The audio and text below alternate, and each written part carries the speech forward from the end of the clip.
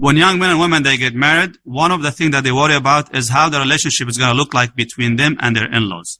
And in my experience in marriage counseling, really for the many years, I've done that. I've seen that this becomes as one of the top 5 reasons for people to have troubles in their marriages. How they treat their in-laws and how they should treat their in-laws. It seems that there is so different expectations from the man and the woman on how to treat their in-laws. I mean, why is it so hard and difficult to even to understand that? It's because the dynamic of family life today has changed from it used to be in the past.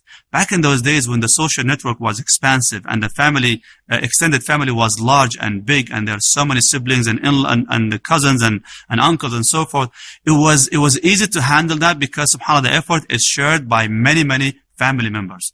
Today, we see that the family in terms of size is shrinking, becoming smaller and smaller, and the attention on the in-laws becomes now focused on 1 or 2 of the children that they had perhaps. That's why it's causing so much pressure on young couples. It causes so much damage, unfortunately. Husbands, when they try to reconcile between their wives and their mothers, they cause so much damage. Instead of solving their problems, they're supposed to make sure that both of them, alhamdulillah rabbil alameen, they've been emotionally fulfilled and taken care of very well. A mother needs to be loved as a mother, and the wife needs to be loved as a wife as well. Similarly, when the young wife, she tries to balance between her family and his family, her husband's family, sometimes it becomes, she creates actually imbalance over there. And that's what causes a lot of troubles and fitna.